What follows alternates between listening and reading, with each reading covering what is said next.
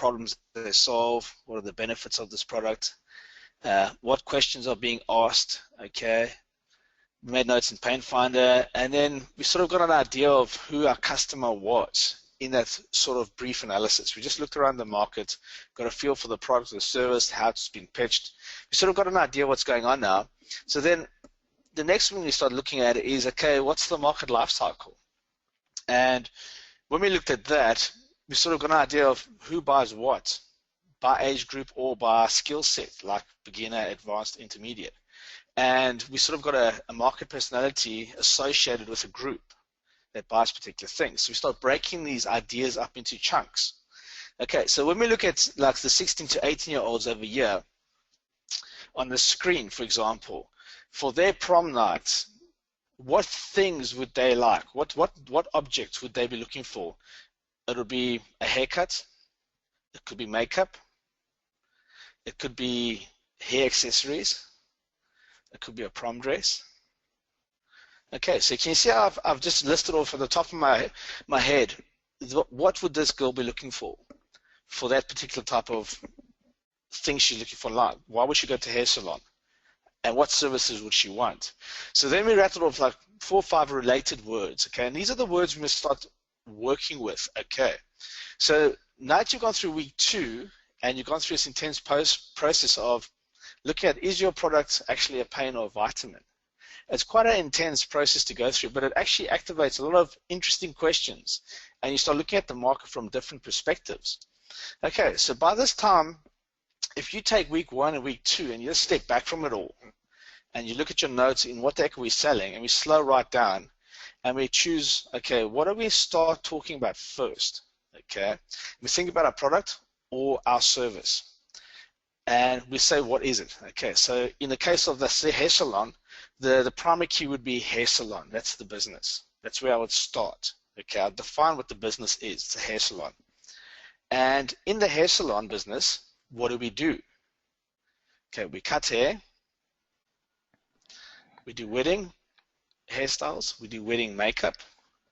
We do bridal makeup. So you can see I'm getting related keywords to the product or service that I'm working with. Now, if we take those keywords and we take the keywords we've extracted out of the ISDNA process, where we looked at the pains and what are the keywords defining those pains, that gives us a small little cluster of keywords that we can actually start with. Exactly. Okay. And Matt, related to this, if I could jump in to support you on this. Sure.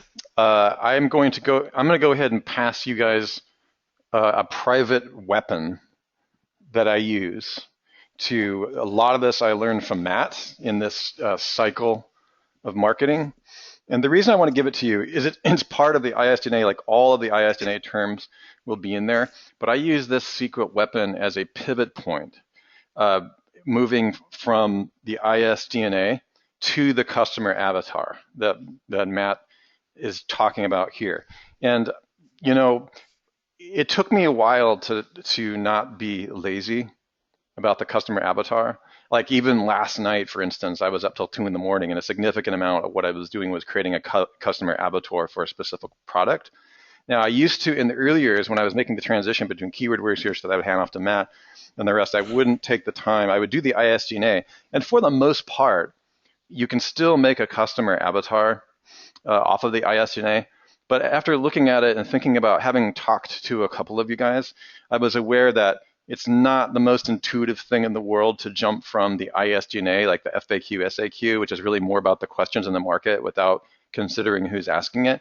So what I'm gonna pass you in chat right now is a spreadsheet. Now it's a master, so I'm gonna ask you guys to copy your own, like don't write in my master weapon, okay? This is only stuff I give to friends and family.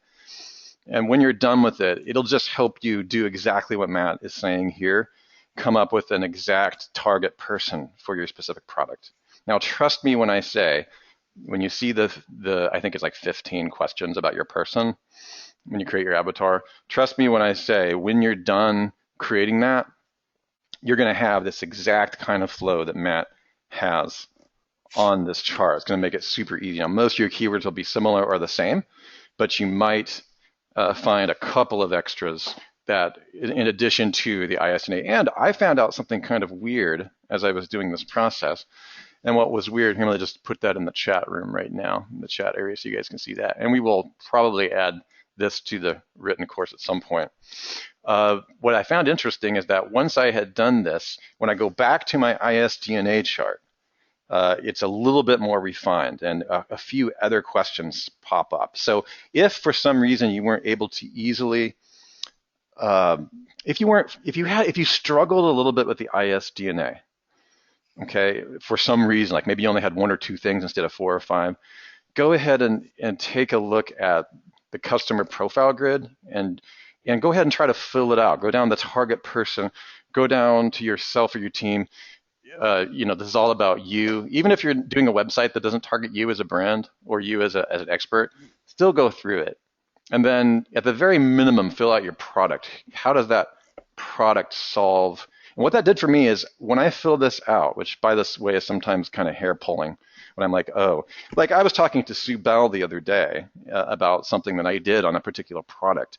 I was targeting the wrong profile. Okay, again, we have dozens upon dozens of sales pages, but I was targeting the wrong profile of a person that she had in mind for one of our sales letter products, for one of our software products.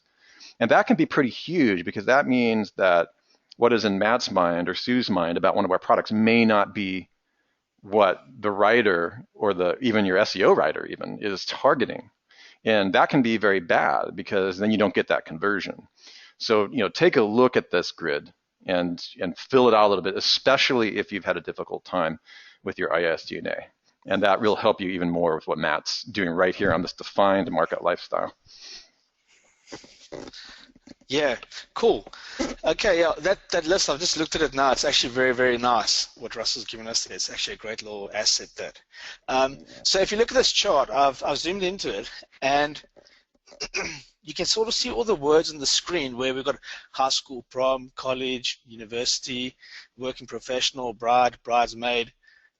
And as we go through the life cycle from the 16-year-olds to the 24-year-olds to the 34-year-olds to the 44-year-olds, there's similar things that happen to these people, right? But when we actually look at it from a demographic point of view from age, that group of people constantly do the same thing over and over again. Like how long has prom nights gone on for 50 years, 100 years, who knows? But that's how you make your website evergreen. And those are the words that you use to start identifying the markets that you want to enter into. Can you guys give me a 1 if you get that?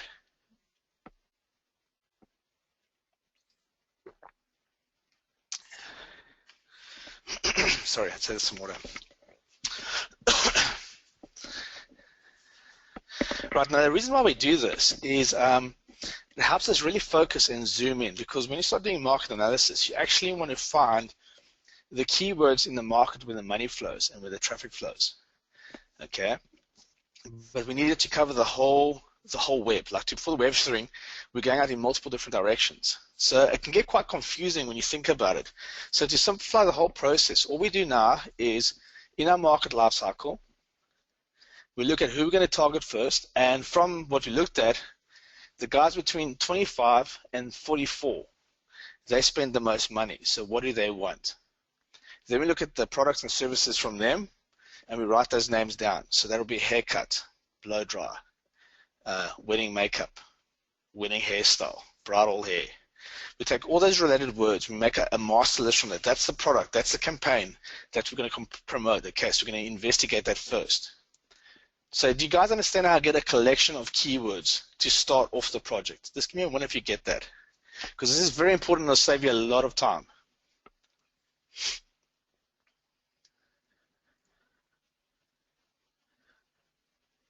Okay, so what you guys are going to do is you're going to look at your product, you're going to extract your keywords, and you're going to give me a primary keyword. It's the keyword you believe that represents the most importance in your market. So in this case, will be hair salon for this local business. But let's just say you're selling a specific fishing lure. It could be that fishing lure's exact name. It doesn't matter. That's just our starting point. We're taking a flag and we're sticking it in the ground, okay? And from there, we're going to grab a bunch of keywords and we're going to do a scan across the market using Kraken. So in this course, what I do for you, if it's your first time around, I actually do your first draw for you. But one of the pitfalls I found guys keep on getting into is they don't get far enough away from the actual product or the actual service. Like they'll say hair salon, then they'll go hair salons, hair dash salon. Those are the keywords we don't want, okay? The power that Kraken brings to us is it gives us a market analysis. We're looking at the entire market, so it scans very wide, and it's got a lot of filters that actually process and chuck out all the rubbish. And we can actually see keywords that have value to us. I'm going to show you that shortly, okay? But what you want to do is you want to go hair salon, makeup, wedding hair, kids haircuts. You want related words that surround your market that you believe will add value to the actual product that you're selling, because those are potential traffic streams. So like if we look at the girl, she would come into the hair salon, our primary keyword, and she will do the prom products and services. The 18 to 24-year-olds will come for a party, so they might dye their hair blue or whatever. They would come in and they'll get what they want when they're at that stage of their life for university. And this way we can segment our keywords into groups, and this way we can clearly think about what's the story we're going to tell to the market personality when we come to build their website. So the next thing I'm going to quickly show you guys is what it is called the transaction triangle. And if you look at this image, you can see it's basically got the market personality at the top. In the middle, we've got congruency. On the left, we've got our product and our service. And on the right, we've got our business, our profit, our business rules, all that kind of stuff. Okay. When we're building our sites, the biggest problem people have most of the time is they're always building their sites from the business's point of view. They're not actually building the site looking from the market personality's point of view. So when you design your site and you think about the words that you want to target, you got to think about it from your market personality's point of view, looking in at your store. What are they seeing? What's in their mind? What are they thinking? What do they want? And this relates back to week 2 again, how we extract the pains, because that helps us keep congruency where we can position our products and services, we can target them so that the KPIs, the business rules, and the profit margins work, and we can find the words using Kraken that will bring the traffic to our site that can create conversions. Okay, can you guys give me a 1 if you understand that explanation of what we're doing with the transaction triangle? Okay, so when we build sites from the market personality's perspective, from them looking in, and we've got congruency between what they want and what we're selling and how we explain it, and we're using the words, the language that they speak with, that they express themselves with, in our copy, in our structure, in our search rankings, then that's how we connect to our audience. Okay, just give me a 1 if you guys get that part there, because I'm going to move on to week 3, Kraken. I just wanted to give that intro. Let me see, to really Matt. trying to explain this to you guys, because it's really important.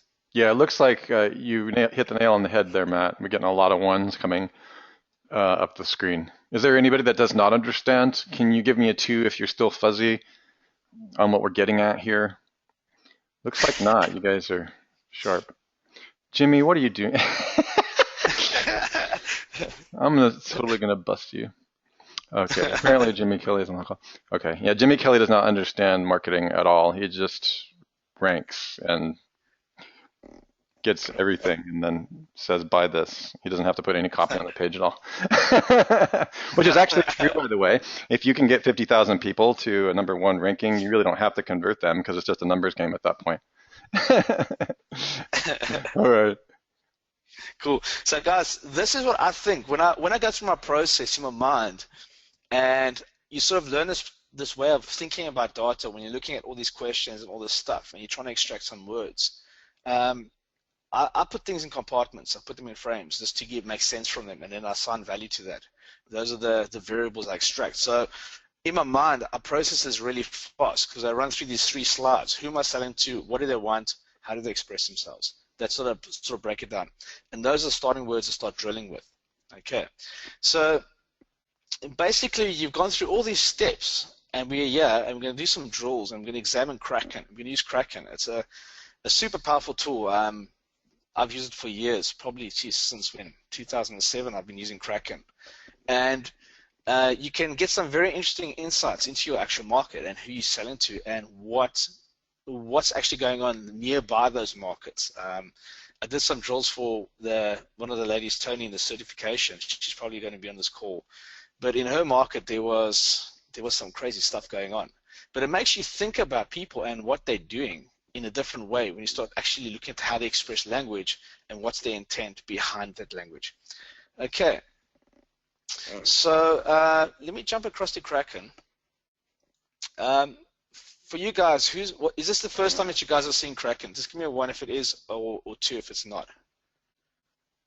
I was just going to run right back and walk you through this whole thing very carefully. Okay, it's a mixed bag on that one, Matt. So you might want to cover that a bit. There's more twos. Yeah. Shane's saying I've seen it, but I've never used it. Yeah, guys, I want to show you guys how I use Kraken today, how I find the money in the market, how I look at the keywords. I might ask Jimmy 1 or 2 questions during this call if he's still around. What does he sort of look at? And we're going to do like a workshop today, and we're just going to run through Kraken. I've got a data set that's drilled out, a lot of themes for us to look at. So for the rest of the call, the next 30 minutes, I want to take us through Kraken, and I'm going to show you the actual process we go through and how we build up a data set. And then from week 4, when we jump into DWS, we're going to take that data set and we're going to chop it up and create our solid architecture. So Kraken stage, if you think about what we've done at Network Empire, the technical builds is maybe taking 5% of your time or 10% of your time, okay? But the actual market research and the creation of the story takes up 80% of your time. And this is what makes Kraken so powerful, because you can see through numbers which give you a baseline to determine is it worth your while actually investing into getting ranked for a keyword, okay? And when we mix our business rules into that whole story with Kraken data, that's what gives us really, really powerful sites, because we always focused on the money. Okay, so I'm going to show you Kraken now. When you log into Kraken, you'll land on this tab called VOMA. Okay, now VOMA stands for Vertical Online Market Analysis, and this is what we're doing. If you had to think about the transaction triangle, often we speak about the vertical market. It's the same structure. At the top of the triangle, single phrases. So for hair salon, we have 2 phrases. It's hair and salon. Salon will be the market, the thing. Hair will be broad, a bigger market covering everything hair. Okay. So at the top of the vertical market, you'll have your single phrases. At the base, at the bottom, you'll have all your long tails and your strings of words. Okay. So what we do with Kraken is we actually come from the top down and we look straight down. And with TLKT, we can come from the bottom up and we can look up the vertical. So with the 2 tools, we can extract any kind of keyword data set that we want using the latest semantic indexing filters that are built into them. It gives us a lot of flexibility and a lot of power. I don't want to get too technical with you guys now.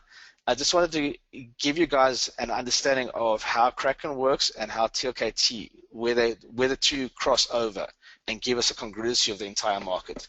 Can you guys give me a 1 if you understand that Kraken looks from the top down to see all the markets?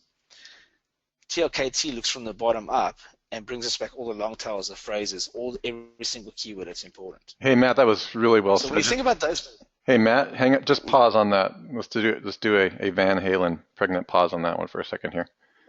Yeah, I want the guys to get to how the tools actually work. Yeah, you really described that really well. Do you guys? I think I'm looking more and more for ways to make it clear the distinction between the 2 tools, because we use them in-house so much. Do you guys anybody not understand the difference between bottom up and top down? Just want to make sure, because there's times to use both of them. Okay, Mike is saying adding DWS is taking over the world. That is true. I can't argue with that. Shane is saying, I thought it was a great explanation. Okay, only a little fuzzy. Larry, that's good, because this is the opportunity as Matt goes through this. I'm wondering if, Matt, can you explain it again, just to be clear, because I think it's just such a huge point. There's been a lot of light bulb moments in the past on this point, so.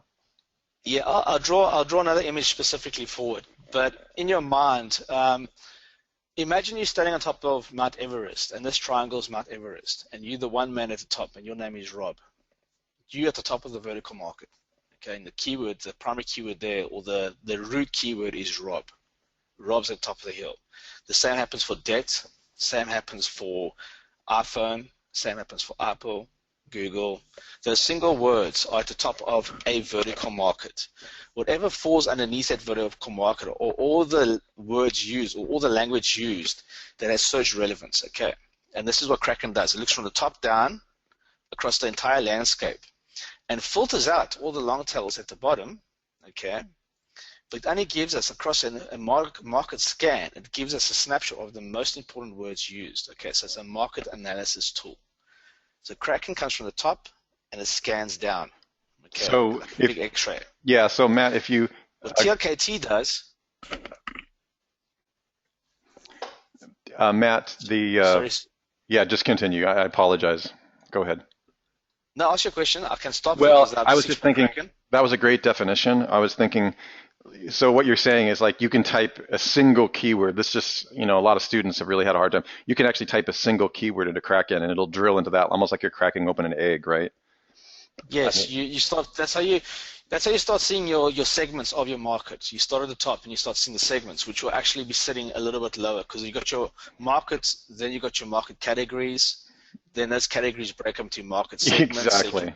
Then those market segments break down into segments. Yeah. And those segments break down into themes, and then the themes break down into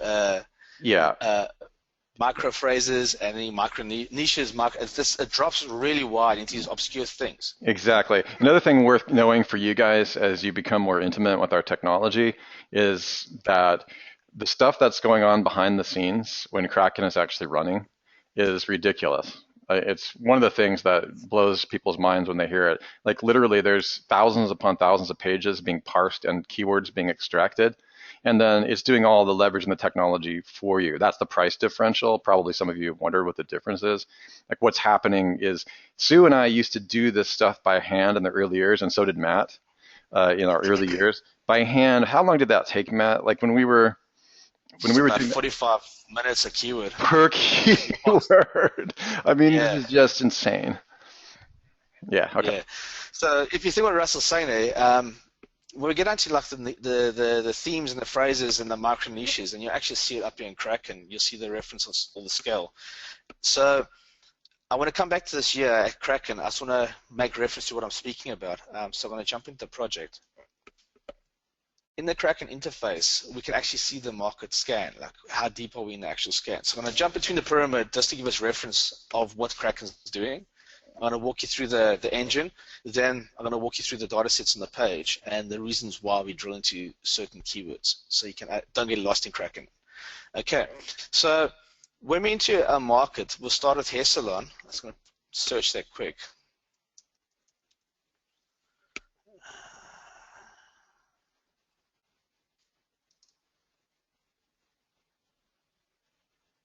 Let's just start with, there it is there, hair salon. That's our primary keyword we're starting with, is hair salon.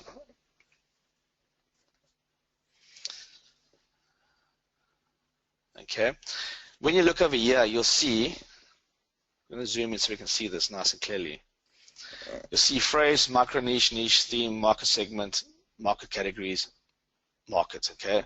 So we know that hair salon is a theme, sitting lower down in the actual market. So if we draw into hair as a keyword and hair salon was our primary keyword, what Kraken would effectively do at that point is just by using those two words, it'll give us a scan of where hair salon is, and I'll look down, it'll pass through all the information. It does about 120,000 queries. It brings about those many keywords back. And then it starts filtering through all of them to see their value. And then at the end, it gives you like the top 20 keywords, where you can click on the link over here, just under the image here, when I'm in the wrong view. I'll come back to this, guys, don't worry, I don't confuse you right now. I just want to give you an idea of what's happened here. So if we took hair and we took hair salon, those are two words that you gave me. Kraken will start with hair and will draw one theme for us, and it'll show us everything under hair that's important. Then we're taking another snapshot, okay, at Hair Salon, and we're looking down, and it's bringing all the most important keywords around that. And there's a congruency between the two words, okay, and they'll bring us two different data sets which can look, which will show us a snapshot of the entire market, okay. Now, with Kraken, because it's looking from the top down and it's bringing only the most important stuff, the low-hanging fruit and those little secret niches that are very, very rich, it doesn't pick them up necessarily. So when you're using Kraken, you must always think about, why would a person type in hair salon? What is their intent? What do they want? Why would they type in hair? Is it too broad? Okay. The only reason why I would use a word like hair is so they can get an idea of what other important topics or products or services surround hair. Okay, can you guys understand that? With this, the idea of a snapshot going down the sonar, looking down. Does that clarify things up for you, Larry, of what we use Kraken for? Okay, awesome. Looks like so if you think about this, it's like you have several light bulb moments going on in the group here. This is very powerful. So when you think about this, guys, when we jump back to our picture of our market personality, and we've typed in hair, and next month we see prom hair, students party hair. The girls are just like in the early careers, professional stylist. The older ladies from another generation, hairdresser. Even older hairstylist. Whatever words these people use to describe what they want or the service they're looking for, those are the words we're going to start off with. And it's going to give us these snapshots. Kraken's going to give us snapshots of the actual market, bang, bang. And that's what we call themes. Each snapshot is a theme because it gives us a cluster of keywords that are important or have importance within the idea or that keyword we're looking at. Can you guys give me one if you understand that? Because I'm going to go to Kraken, I'm going to show us, we're going to look at a theme. And I'll show you how we're going to get there.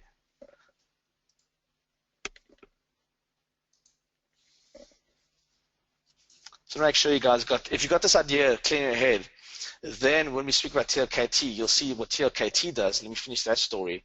TLKT comes from the bottom, and it gives us everything from the bottom up to the verticals. And its cutoff point is roughly here, around about in the middle. Okay, we'll see the bigger single word themes and markers and categories. That's what comes back up here. But we've got a nice thick data set where we can really data mine using the latest semantic engine that sits in it, the LSI filtering engine. That's really powerful. We can extract domain names that are good. Jimmy speaks about often using TLKT to get the domain names for your site. So that's why we say do your market analysis first. Get the information you need, then choose your domain name. Because then you got a big, clear idea of the whole market as it lies. Okay, so guys, give me 1 second, move on from this. Are you clear on Kraken works, and are you clear on what TLKT does? Let's have a quick drink of water.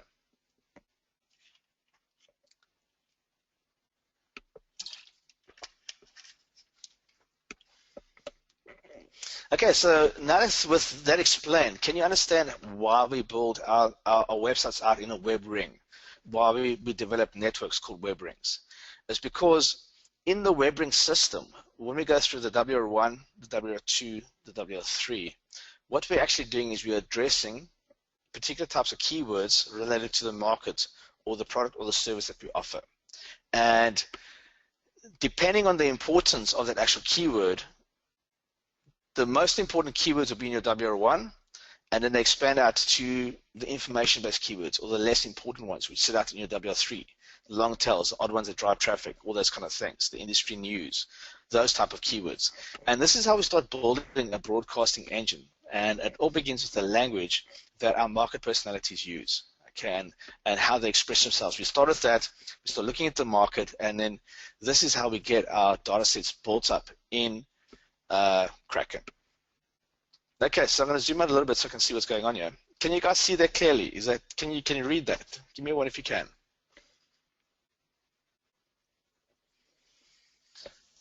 Okay, sweet. So I've logged into Kraken, and we land on the themes cluster screen. Okay, now the themes cluster screen, this is your project screen. This is where, when you look at this page, this is where all your projects will be. Okay, and when I do the drill for you guys, I just do it as a DFY. Just for me, that's how I assign them. And this is what I call my naming convention for my projects. So when I think about the project I want to build, it's for SASE. Okay, and I usually use a naming convention when I create my project because it's going to contain all my files specific to that market. So if you want to do like a three-phase analysis where you start off with single keywords, that's what we're going to do for you. We're only drawn to a keyword, but we won't add synonyms, purely so you can get a pure data set for each keyword. And we'll look at a data set of that now shortly. Okay. Then you can have a phase 2 where you can drill into a keyword and add a few synonyms and see what keywords subsets come back. Okay, and phase 3 is what you can call your final one. I'm not suggesting you want to do it, but it's a way of refining your research as you learn more and more about the most important keywords, and that narrows you down to a nice tight data set. Okay, and there's a process you can follow, which I'll show you guys what I do in Kraken, where we're going to do all the drilling for you. Okay, so you can see here, I'm going to go to SASE. Here's the site we're going to look at. It's in the country of South Africa. That's the country I'm drilling into. And I've drilled into 40 themes. Okay. Now, on average, each theme has 20 keywords that are important to that market in some way. Okay. Now, in Kraken, it's not giving you the keywords that are specifically important to your keyword. It's giving you the keywords back that have a close co-occurrence. So it's the most important keywords that are happening around that keyword. Remember, we're doing a sonar, we're doing a scan, we're shooting down. So every time we do a theme, we're taking from that point and we're scanning down. Okay. Now what happens is when we add some synonyms when we do a drill, okay, and this is where you guys can come in and play around with it a little bit. This is where we can say, okay, I want to take this section and that section there and that section, and I want to join them and I want to scan and see what are the important keywords in relation to all those 3 keywords together. Okay. Now, when using synonyms, I'll come to that shortly. You don't want to use lots. You want to use the most important ones, so no more than 3 or 4 at the most. There's no point in doing that because when you go too broad, you obscure the data set. So when you think about markets like credit cards, and then you take a keyword like payday loans. The credit card market is huge in comparison to payday loans, which is probably a theme or a segment, okay? And the keywords that will come back will be predominantly more for the credit card keyword than the payday loans, and you get this weird mix in between. What you want to try and do, guys, is when you do use synonyms, think clearly to your product. What are the words this person is going to use if they type in hair accessories or prom accessories? Okay. And how do I get them from there back into my hair salon? What's congruency I need to create when I want to tell a story to that person for that thing? That will help you choose the words that you want to use when you start doing your drills in Kraken. Okay, can you give me what we clear on that? Because I just wanted to spend a bit more time on that today and slow right down to get that clear so you can get an understanding of what I think when I choose my words. Okay, can you give me one if it's clear? Then we're going to look at the actual project now. Okay, cool. Right. So on the Voma screen, this tab here, we get all our project files, and when we click on that, we can actually go into it. So I'm going to click into that one, and it's going to give us a theme page, and this is where all the themes are. So when you give me your keywords, it's your primary keyword and your top 3 most important related terms that you consider for that product. Okay. Now the beauty about our system is, when we start building our system out, we can build our silo for that person first, one campaign at a time, one silo. Build it out. Get the sales funnel working. Get the lead engine working. Get your PayPal button clicking. Make sure payments go through. When it's up and running, promote it. Get things kicked off and let it go.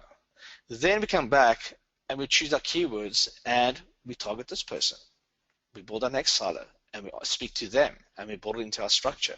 And then we come back, are we going to do this person? There's actually not much money here. Scratch it off. Next person. Okay.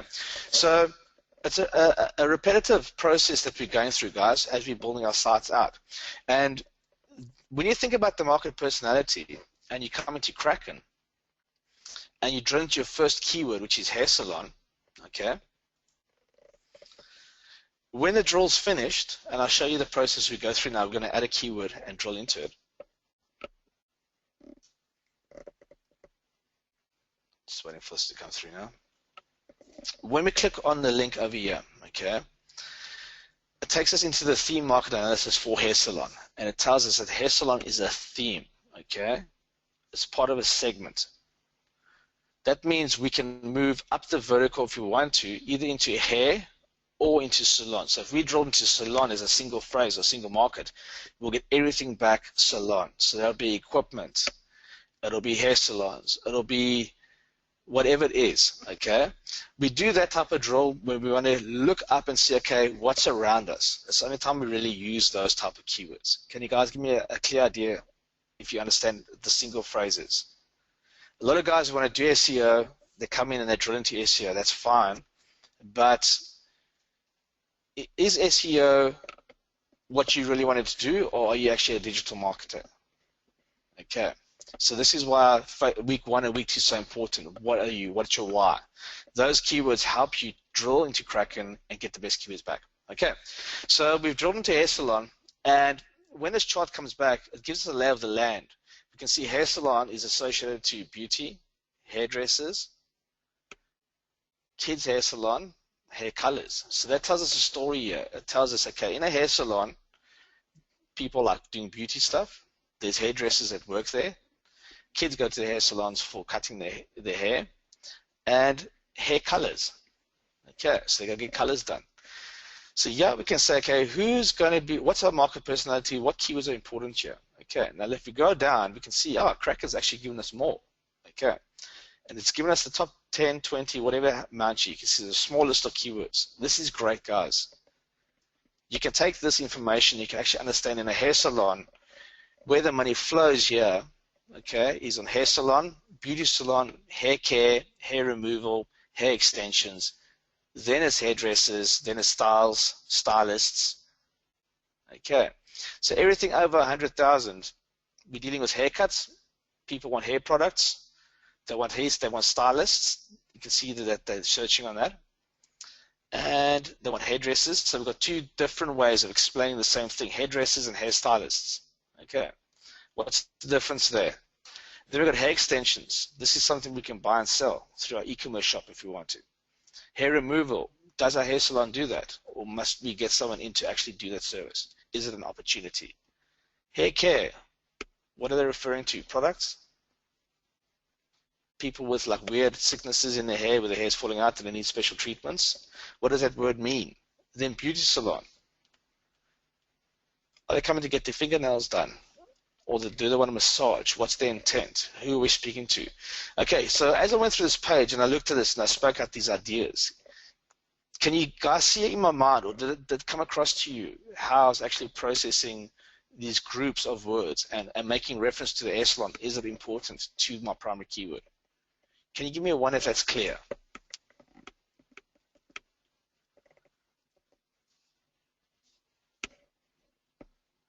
Okay. Because once I understand how the market personality uses language and expresses themselves, I can now start associating products and services to specific things. So what can my hairstylist or my hairdressers do? What is their services? And for each service, what product can be associated with that service? Okay, and what can be sold online and what can be sold through the shop, the store? What are they called? Can you see how we just created a chain of hairstylists and hairdressers, which gives us our services we offer, which all have a specific thing. So wedding hairstyle, bridal hair, wedding and hair and makeup. What of those words are the most important in this industry? Okay, so did you guys get that? So can you see how I've already created a chain in my mind of what I'm looking for next? I'm setting up expectations before I actually drill into the keyword. Okay, so when we look at the screen from a technical point of view, I always start with my keyword column and I ignore the rest. Okay, I don't even look at those words. I look at the language. what is the languages people use at the top of this vertical, which is the hair salon? How do they express themselves? What are the common things? What products can be associated, or what services can be associated to that word in context to what the market personality is looking for? Okay, so can you see how we're coming back to week 2, the pain, why the ISDNA is so important? When we define things as we move through this process, by the time we come to build our site, everything is like putting a few blocks together because you know exactly what you're doing. You're very clear. The message is clear. Everything just fits into place. Okay, so what I do now is, now that I understand the language and I've filtered in my mind what keywords I want to use and which ones are second. So I'll just say, okay, I can't do that now. I can't do that now. Hair treatment, coloring, hair kids, we don't do that. Yeah, we do deals. Yeah, we do jobs, but I want to make money. I don't want to pay out money for guys right now. So I can either go and delete those keywords if I don't want them, okay, or I can just ignore them. It's totally up to you. I usually just ignore them. In my mind already, I accept what words are important. Okay, so now look at TSMV, total search market value. This is the column where we can get an idea of how much money flows through that market. This column does not refer to how much money you're going to make. Okay, to make it very simple, all it is basically an aggregate from the total amount of searches done in a year times the cost per click. It gives you like an aggregate. Okay, if you want the exact definitions, you can click on any of these icons and they'll give you the exact terminology. But I don't want to go through that today. I want to get right to how I choose my keywords and what's the process I go through. Okay, this is more important at this stage than the exact things, but you'll find all the definitions right by clicking them.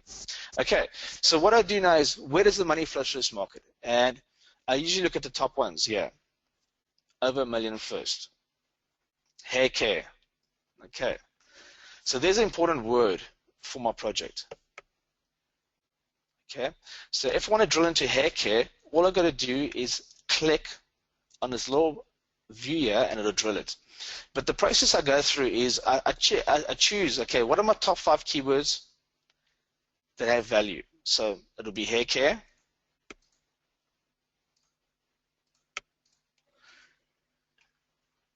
hairdressers. Actually, hairdressers got more value. Hairstyles got more value. 1, 2, 3, 4. Hairstylists. Stylists. Yeah, hairstylists. The space is more important. Hair products. Yep. And I'm just looking which is the richest markets. Hair treatment. Okay, so the 1, 2, 3, 4, 5, 6 words that I've added in my list. Okay, do you guys get that? So I cherry pick the 6 most important keywords and I add them in a list. The next thing I do is I go to searches and I click on searches. So I've got 5 or 6 words of what words have the most money flowing through them that are related to my business, my service, or my product. Then I look at what 5 words have the most searches.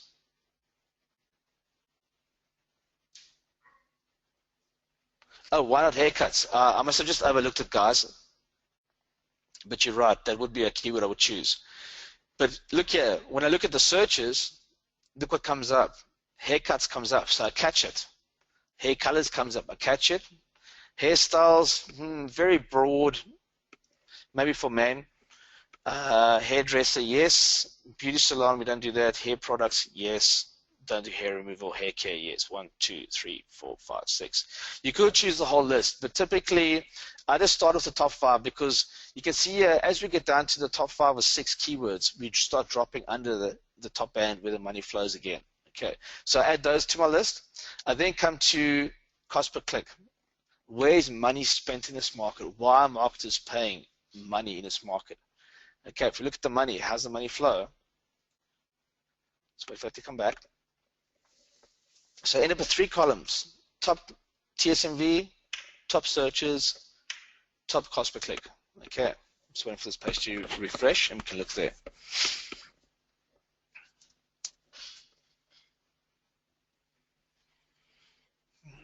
Okay, hair removal.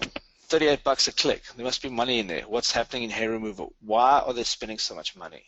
Beauty salon, another missed opportunity. What must we do for the business to get these kind of people in? So I'm always coming back to the market personality. Okay. It's always, we build everything from their perspective. We know what our product is. We define it in week 1. We know what our business rules are. We did it in week 1. We found the pains in the market. What are these people looking for? We sort of got an idea. Now we're looking at how do they express themselves. Okay. Okay, so now I come here, which ones can we use? Hairstylist, hair care, hairstylist again, 2 ways. Hairdressers, hair treatment, 1, 2, 3, 4, 5, and then hairdresser, hair salon deals. I grab that top band of keywords and add them to my list, okay? And then that's that on my list, that's my short list. So what I do there is I'm going to come back here and I'm going to grab hairdressers. Actually, let's just do haircuts. That was one that had a lot of money.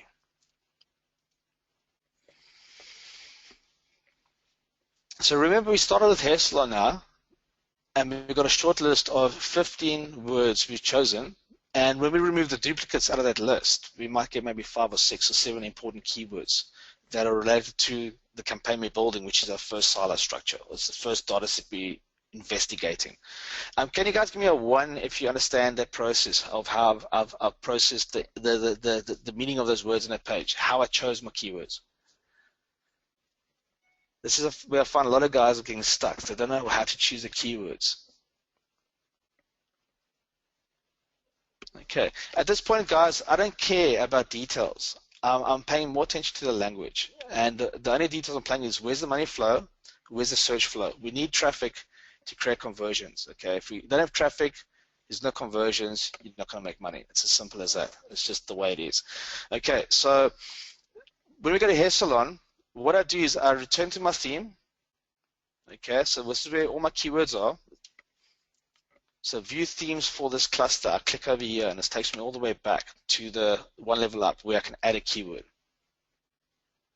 Viewer clusters takes us to the Voma page. Viewer themes, this is to our project, all of the files in our project. Okay, and I'm going to type in hairdresser. So I'm going to add a new theme. I think I copied it. Let's just see. No, Control A, delete that. I think it was hairdresser. Those haircuts, that was it. Let's see if we've actually drilled into that. So haircuts, and I create that. So I click that button. What it goes back and it goes and fetches me some synonyms. These are related keywords that are associated with haircuts. So haircut and haircuts. In this drill, I want to basically, when I do the drills for you guys, I'm only going to drill into haircuts and I will delete those 2. But for this exercise, I want to show you what happens when you actually keep both. So you can see we've got haircuts, it hasn't got the S, and it's going to add haircuts. Let's put the space in. So if I drill now, it's going to add those 2 into the queue with it. So what Kraken's doing now is actually taking 3 snapshots and bringing back all those extra keywords that come from haircuts and haircuts and adds it to the haircuts theme. Guys, can you give me 1 if you understand that screen? What's going on there?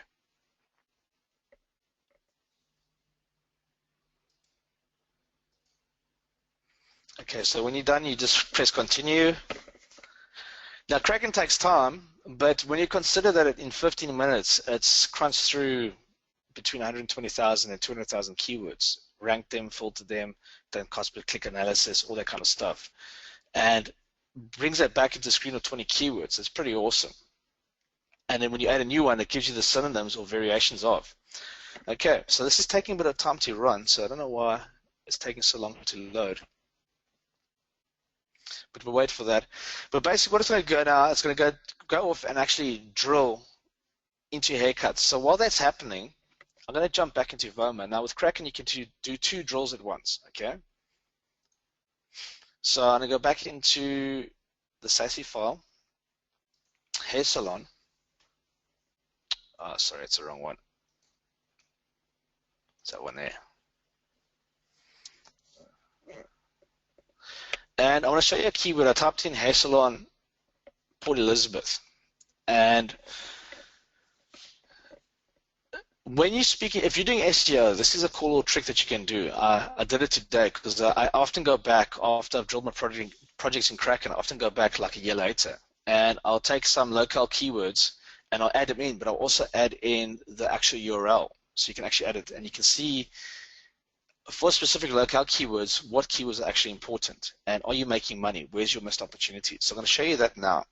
So what I've done here is I've typed in. When we look at our theme screen, right, we can look at it in a vertical. I just want to run you through the theme screen. These are all the themes we've drilled, okay? You can look at the vertical market. That's where you see the keyword plus 12, the keyword plus 26. And when we find the one that's being drilled, you'll see it's got a number 3 in there somewhere. If I can find it. Yeah, here's an example. Hairdresser Port Elizabeth. Okay, 226. We're going to have a look at that local keyword one. I'm going to show what happens with Kraken with locales, especially in small markets. We've got the vertical. When we click on the Sonomic net, what that does, it extracts all the keywords that are found in the vertical and brings back everything that's sonomically relevant. Okay, and that is the root keyword. Okay, what that does, it allows you to see the numbers specific for this one keyword. So it's a nice little toggle where you can look at the entire market, what the averages are versus specifics. So we know that hairstyles gets 890 searches a day. Okay, so searches in Kraken is daily. PPC is the cost. Okay, that's the amount of traffic. How many clicks you're going to get if you're paying anywhere between 50 and 63 for a keyword. Okay, can you guys just give me a one if you explain how, if you understand the toggle, what the vertical market is and what the sonomic market is. Lots of light bulb. So when we in sonomic view. Lots of light bulb sorry, moments. Russ. That's okay. I was just saying there's lots of light bulb moments. People get it. There's no twos. Okay, cool. Okay, so sonomic, we look at specifics. So if I clicked into hairstyles, okay, I only see one keyword. You see that? But I can see the total search market value, how much money is being spent in that market over a year.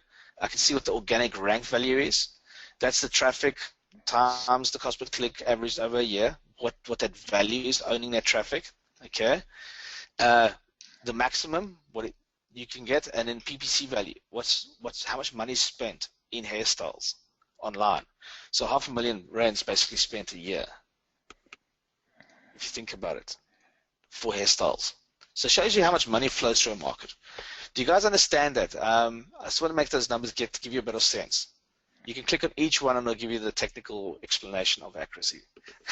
It's not going to go through them all now. I just want to make sure you guys understand those values because they're just reference points, but they're good to know, especially in this theme. If those numbers are off the charts, you're like, whoa, what's going on here? Look at your keyword and then you can click on vertical. Okay, what's going on around my keyword? Where's my keyword in the list?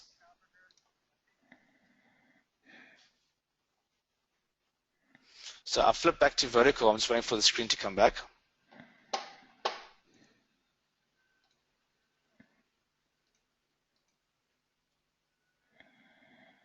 Oh, the keyword says have one. Okay, that's fine. So let's change, and we'll go back to our themes. Okay, so let's look at the local one. What I did here now, there's two things I did here. I actually looked today. I wanted to see what words am I missing on when I rank for a local keyword like hair salon Port Elizabeth. Okay, and where are we in the index at the moment? Where's the missed opportunities? So I went down here, and if I can find it, Port Elizabeth, hairdressers, Port Elizabeth. Okay, so you can see I've got two synonyms. In my data set, I have 26 keywords. Now, when we're in a theme, when we export the CSV file from Kraken, we can take that file and we can import it straight into DWS. And DWS will take our business rules, our conversions, and all that kind of stuff. It takes the Kraken data and it gives us a model that we can work with. We can actually see how money flows across all these keywords. And that's where we're going to build a silo structure. So all we're doing now is we're getting the information that's relevant. So I'm going to click into hairdresser Port Elizabeth. I can see there's money spent in here. There's 47 at the maximum being spent in cost per click. And there's traffic. Across all these keywords, there's actually a bunch of traffic running through it. Where's this traffic coming from? Where are my competitors spending the money and why? And what are the important words? So when we look at this now, it's quite interesting. Okay. We've got hairdresser coming back, hairdressing, hairstyles, hairstylist, hair. These are called ancestral keywords. They're higher up the vertical. Okay. So they're sitting up here. We down here on the edges. We're like right in the fringes of, we're in Alaska. It's basically this wilderness. Kraken stops at the wilderness. He says there's just a lot of wild things out there. That's where Katie comes in and tells us, okay, there's a rabbit, there's a bird, there's a sparrow. These are all the related things to that forest. Okay. We look at this now. We can see all the keywords. We can see where the money flows in the market. Okay. So under hair, hair's the richest market here. This is what's quite nice about it. Hairstyles, close. Then it takes a big drop. You can see how it drops in flow. Beauty salons to salon to hair salon. There's like a big drop in the different things. So in beauty salon, this tells me this word, I look at the TSMV in this word, the meaning that it creates in my mind is that there's products and services in the beauty salon industry or connected to that word that makes much more money than what we're doing in the hair salon. Can you guys give me one if you understand that connection I've made now just looking at this data?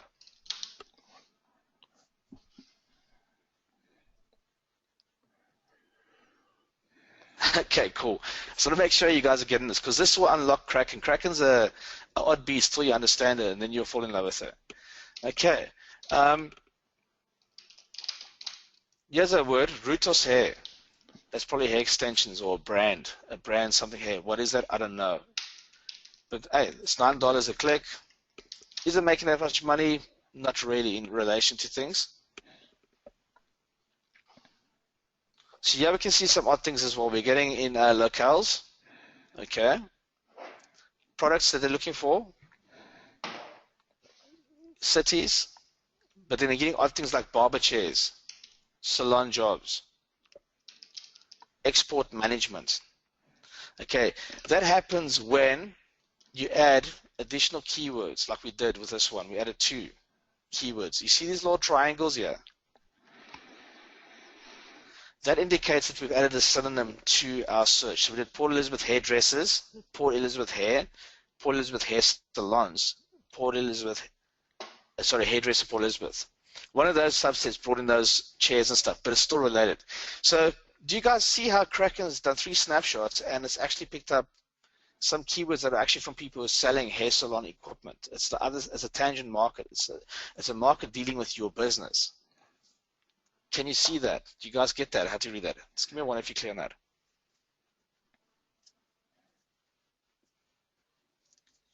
So now's the cool part. This is what I like about Kraken. It's got 2 powerful features, right? If we clicked on show all keywords, we'll get a few more keywords in the list, sometimes up to 200 keywords.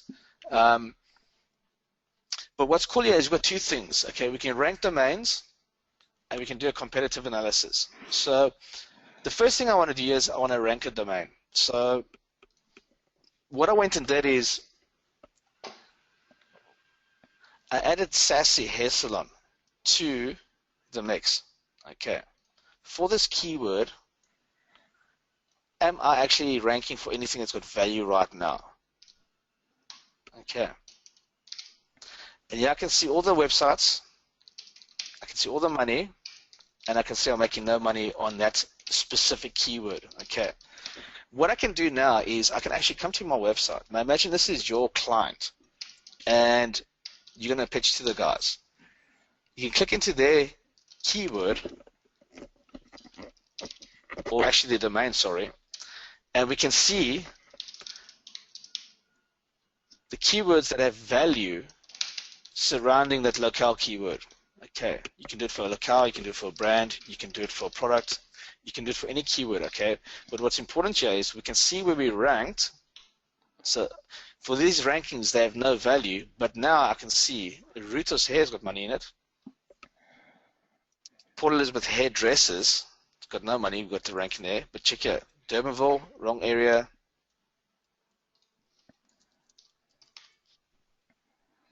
Hairdressers is a keyword on a target. Kids hair salon is where the money is. Bang. Look at that, 22K.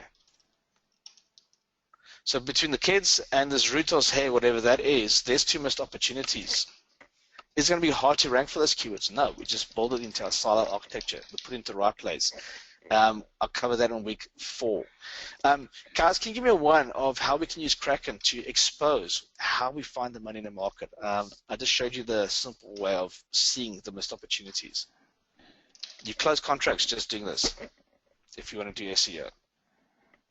You become much smarter. And what this does, guys, it gives you the ability to really cherry pick and choose the important keywords in the market, and you build them into your technical architecture.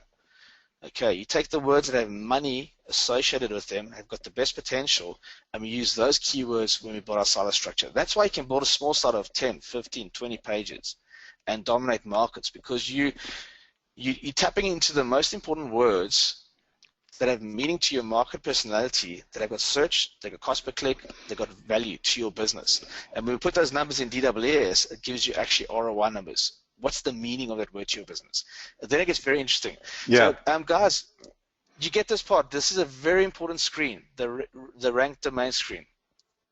Yeah, and that's only the beginning of the fun, right, Matt? Because at that point, there's nothing quite like this system ever created or that we've seen anywhere. Because how many copywriters or content creators or painkiller article marketing experts do you guys think out there have this level of intelligence, like marketing intelligence?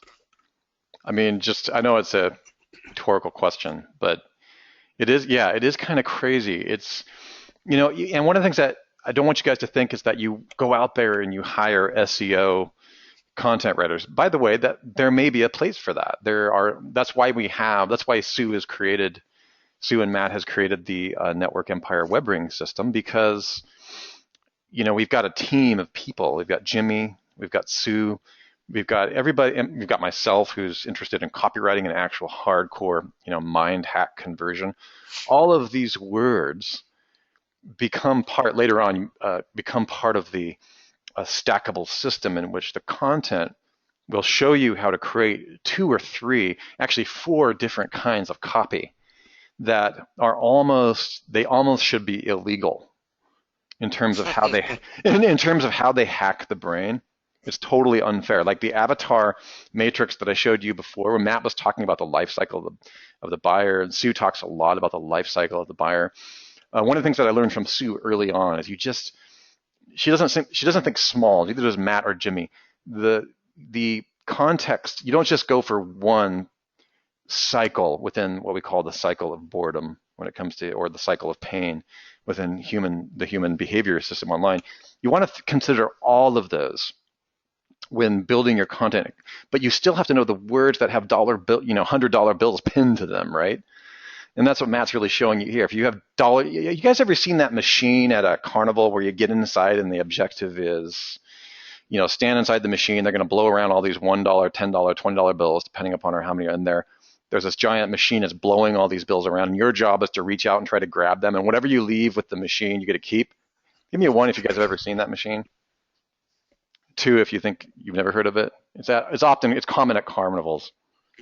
In fact, by the way, Rand Fiskin actually brought one at a Moz event in 2000. Back in the day, in 2005, they hired one at the live SEO conferences. Well, here's what I'm trying to get at. Kraken is like building you one of those dollar bill grabbing machines, but turning off the air. So you just reach down and you just pick them up. The only thing that Welton's saying, you want to find all the $20 bills and hire you. I actually grabbed 101, but I couldn't quite get my grip on it. So this is Kraken, and this whole system is, all you have to really do is reach down and grab it. Now, if you tell that to Sue, she'd be like, no, I'll actually create a software that'll extract it for you and put it in your wallet. And, look, we're getting there. We're getting there, okay? But you guys get the point, is that this is the closest we could get towards, and there's always another level of automation. Don't get Matt and Sue and Jimmy started on that, okay? I'm happy just to have the keywords so that I can put them in my copy, right? But just so you know, once you start taking the content systems that we'll show next week, I'm kind of excited here, as you can hear, you can easily incorporate these types of mechanisms. And then you're getting it coming and going. You've got the copy, you've got the rankings, you've got the internal structure, and all you did was take a little extra time to think technically about the whole ordeal. And it's very, very powerful. So I just wanted to step in there and give you that imagery because it's really, really true. Yeah. But now remember, guys, when we think about what we're doing, we're looking for words that we want to get ranked for. Each individual word essentially is a page on your site. Okay, so think of it from that context. And when you think about the page on your site, which market personality is going to be looking at it? So when I look at this page now and I say, okay, cool, I want to refine the business, I get two opportunities. Okay, well, three. I can sell scissors. That can be a site that I can break out. WR2 maybe, where we sell scissors and make money. There's money there. Do I make my salon more kid-friendly and have more kid promotions? There's money there. Or do I sell and buy things like Rooter's hair? These are three decisions you have to think about. The other ones are minimal, or there's like not actually much value in them. So when you write your copy and these words that have got money, okay, in them, like hair, scissors, you could use it in your copy. Are you going to get ranked for it? If it's a small market, yes, you'll start picking up that traffic. I've seen it. I used hair extensions as a test in Sassy, and there's pages that are ranked in the search engines for that specific term, and it's mentioned once in the site. And what that means is when we build our sites and we use these words from Kraken, Google understands the entirety of your site when you build your site architecture, and you build it using these keywords in a stacked, ordered way, right? With a synonymic relevance running all the way through. Each one of these words becomes a page, and you pick up all these other little random words. You don't have to bother about getting ranked for them. You only focus on the money, and then what Jimmy teaches us, shows us how to get ranked for those things. So can you see how we can really zoom in from an idea down to, okay, what is this keyword? It was hair salon or something. What is it? I'll have to go back. It was hairdresser Port Elizabeth. For hairdresser Port Elizabeth, the money flows through products or it flows through kids. That's the language used there. We got to answer, can we sell that and deliver a product? Yes or no. Do we want to enter that market? Yes or no. There the decision is made. Does that word have value to your business? And does that word have value to your market personality? Yes. Stick it in the blueprint where it belongs. Okay, it's as simple as that when you really break it down. Okay, so I want to move away from this. Another thing that Kraken gives us, because I know we're coming up close. Guys, do you mind if I've gone a bit over the time? I just really wanted to spend some time with you today in Kraken so you can understand what's coming back to you when I give you your data set. Damn you, Matt. Why can't you keep to a schedule? This is the beast, and the leading up to it is like... Oh, no, you know what, Matt? Any amount of time you need to just take it and go as long as you need. This is important stuff. I mean, especially since your time is $500 an hour or greater. So, just put it in here and let's give these guys everything that they need to get this rolling. I was just messing with you, right? Cool. That's fun. Yeah, so look here, guys. We're looking at a phrase, like Kraken's at the bottom of the barrel. It's like just skimming the trees, and it's saying, okay, here's a little phrase. These are all the guys who ranked for it. That's how much money is running through these markets. Okay, so what we can do now is say this guy is making the most money in this theme. How is he making that money? So we can go to Rooter's hair. Remember that keyword we saw up that had value to it? Rooter's hair, they rank for nearly the whole page. Okay, look at, they're making all the money. Everything else, same thing. So on that brand, sorry guys, let me turn that Hey off. Matt, I think you have somebody calling for a haircut. That's my wife's phone. You better give that to your wife. It's your wife's phone. Yeah, no. But this is interesting. Rooter's hair is, and they're not in this market. This is what it shows us. For that keyword, whatever that is, they dominate there. They've got nearly all the rankings. But in the hair salon industry, they're not actually competing with you. Do you guys get what happened there, what I did when I looked at the competitor? Just give me one if you got what I said there. I think it's pretty important. When we look at a competitor and we look at the keywords that belong to our industry, and the value associated with them, we can actually see, are they competing with us or not? So we know this first one must be a product. That's why they're making so much money. So we come back, we can see Google, we're not interested in that. Indeed.coza, that's a directory. You can see a little blip, a few keywords. When it's little spikes, it'll be one or two keywords, like there was one keyword in the deadline. When you look at these thumbnails, OLX is another directory, but they're ranking for multiple keywords across the industry, which makes sense. Marissa.co, we'll see what that is. I'm looking for a decent one. Yeah, hair, health, and beauty. Let's see what these guys are about. We can click on that.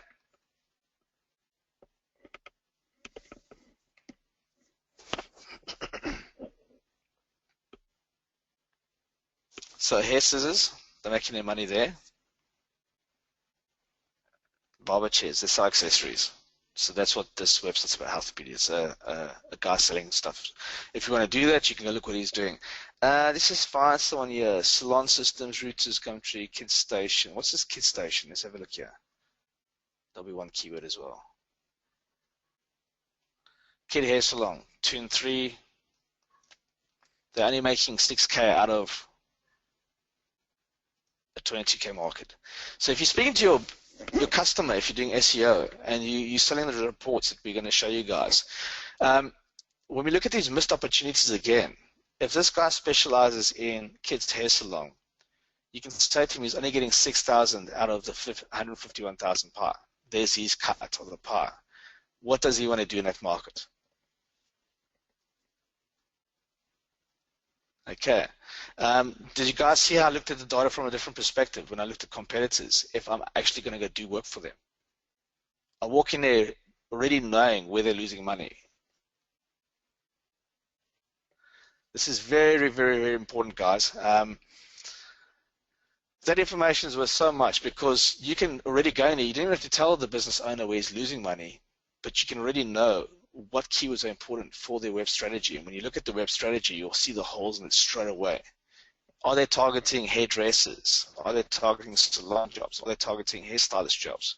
What are they focused on when they're building their site? What keywords are important to their business? What does the market personality want that comes to their business or their service? So can you see how we use Kraken to look from a top level down and get these different perspectives? As we turn the data cube around, we can see where we're losing money. We can see where our competitors are losing money. We can use it to see how our competitors are making money, what keywords they're targeting.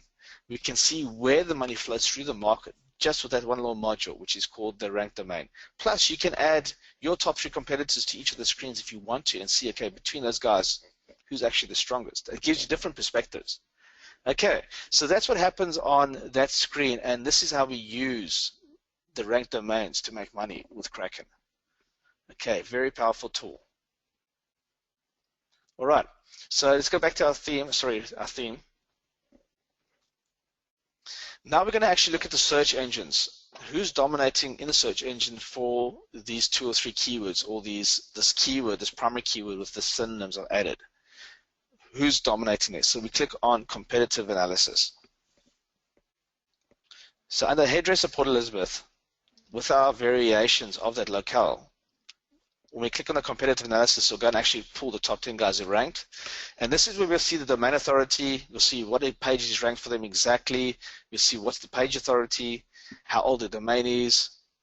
And this will give us an indication of how hard it is to actually get into the actual market. This is where we can start looking, okay, is this keyword going to be something we're going to build into the framework, but we'll promote at a later stage when we make money? Or is it that keyword we're going to target now? It fits within our budget. And this helps us make better decisions when we design and start conceptualizing the silo structure that we want to build, which we're going to do next week in DWS. Okay, so this is the last piece of the puzzle.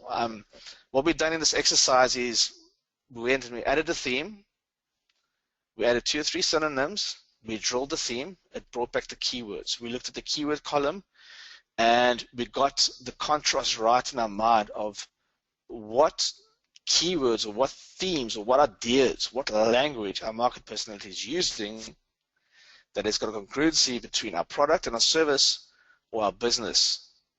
Okay, and our business wants to make money, it wants to prosper, it wants to increase sales. Okay, so once we looked at the thing and we chose our keywords, We went across and looked at ranked domains, who we're up against. How's money made in this market? How good am I doing? Am I actually ranking? If it's a new site, then no. But if it's not, it's a client site that's been here for a while and it's underperforming. Where's his opportunities? How are we going to make him money? Okay. Then, once we've got those ideas right in our head, now can you see how we're adding layers of information? And these notes, we should add them in what tech are we selling. We just check these notes at the bottom of the sheet. We keep on adding our thoughts and our notes there. On one page, we save it with the project, and that's like our notes and links and our scrap file. Okay. I'll use it all the way through. So once it's done now, you can see here, we've got our keywords. And it says hairdresser Port Elizabeth, hair salon, hair salons. So yeah, I've done a combination with two synonyms, okay, which are higher up the vertical market. They're sitting up top here. And I come to the edge of the forest, and right here, I put my locale keyword in with them. Now I get a cross section, which is showing me a top-down view and a local view all mixed into one. Okay. And these are the people that are actually dominating on those keywords. And the way we can see this is this Tosca Salon, domain authority of 19. Okay, not strong. Page authority of 24. So they got some trust. Okay, but they're ranking for hair salon and hair salons. So this tells me they rank at the top of the vertical. I'm going to just do X, Y, and Z in my style structure. Okay. Eccentrics, hair. PA22. So this is telling you just need trust to your site, and you will start dominating. And I did a case study for you guys. If Russ, could you drop that link for the case study? I think it's a good time for the guys to actually read the case study if they haven't read it yet, because this is going to give them context of how powerful silo architecture really is. Yeah. When we build it straight from Kraken into DWS, out, publish it, put a first layer of content on, they can actually get an idea of how far and how quickly it moves just by tweaking a few things. You bet. I'll go ahead and drop the case study for everybody.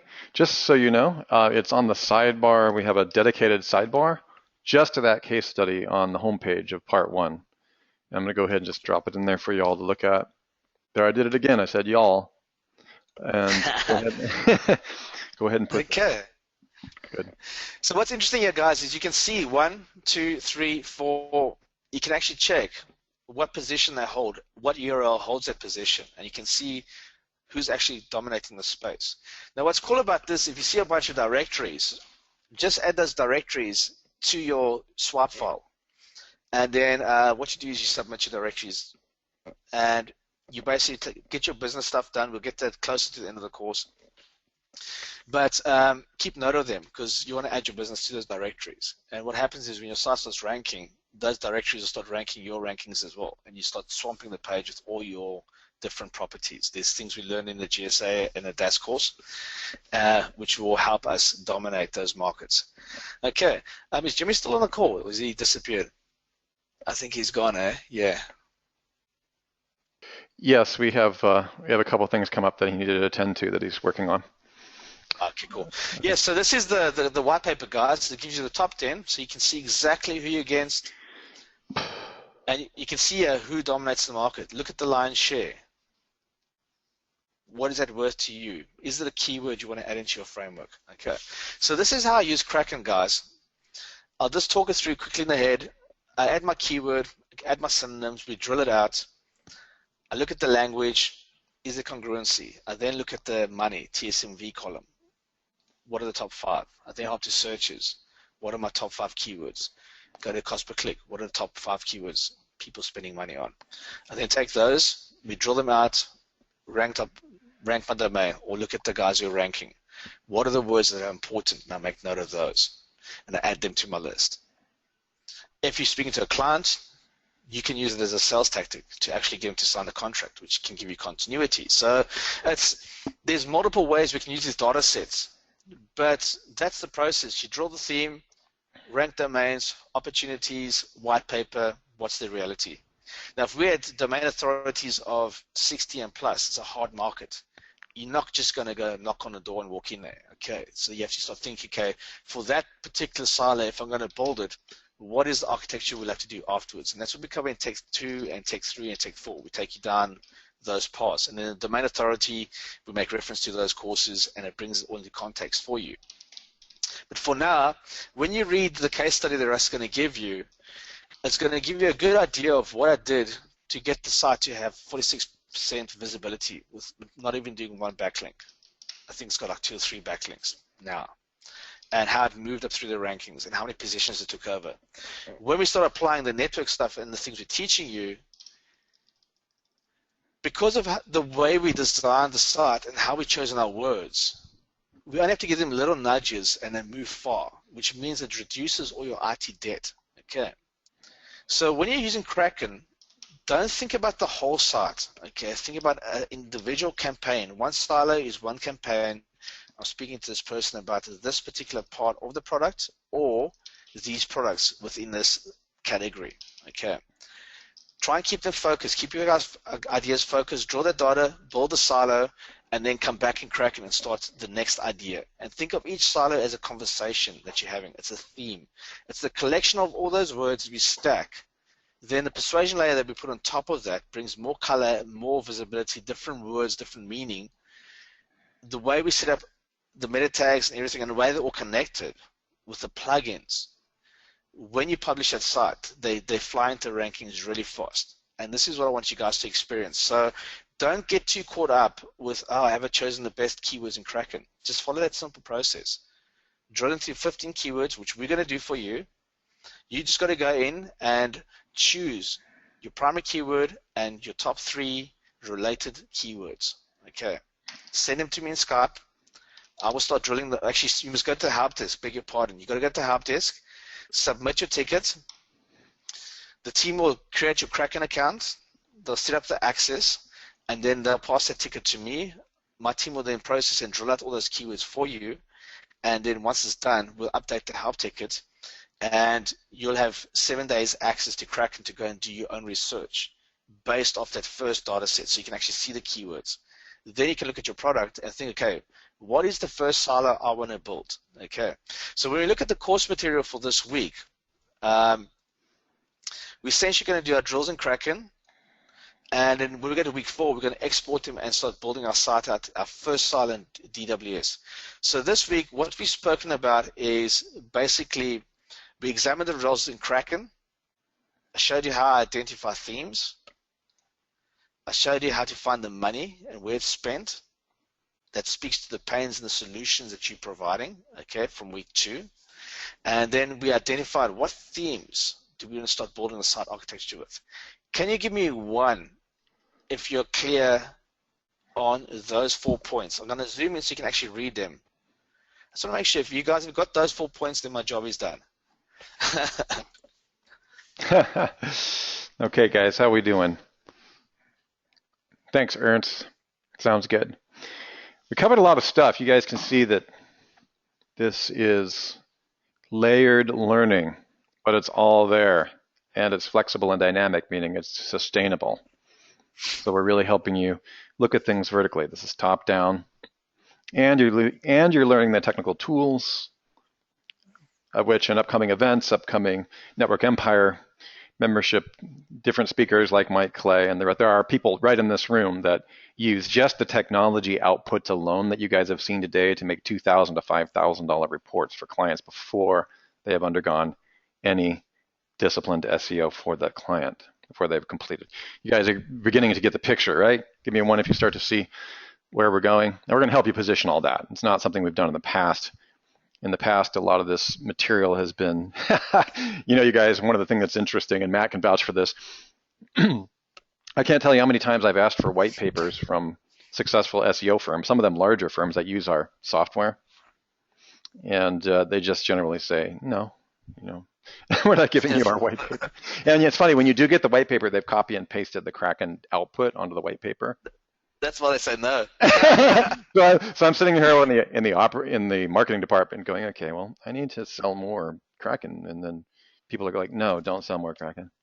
So just so you know how things happen over here, it's a powerful tool. It's been around for almost half a decade now and still is largely untapped for by the market. And so that's really good for you guys.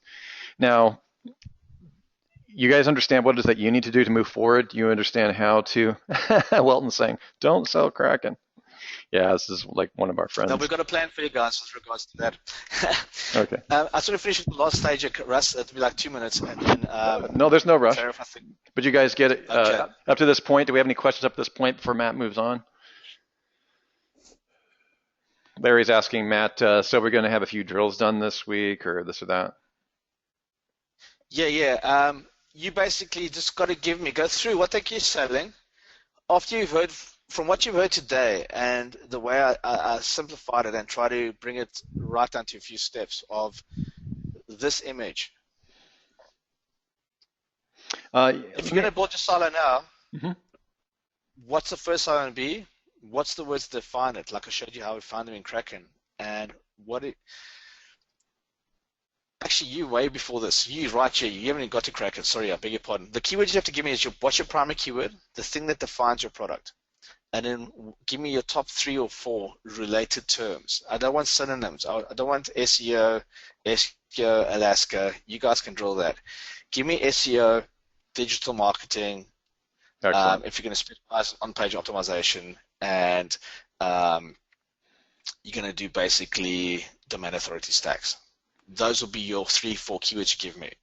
Okay, that's related to your product. Is there anybody can you give me a 1 if you feel like you've you've already got the keywords that you need to hand off to Matt later? He's not done yet here, and a 2 if you're still working on it, just so I have a general overview of where you guys are at. Okay.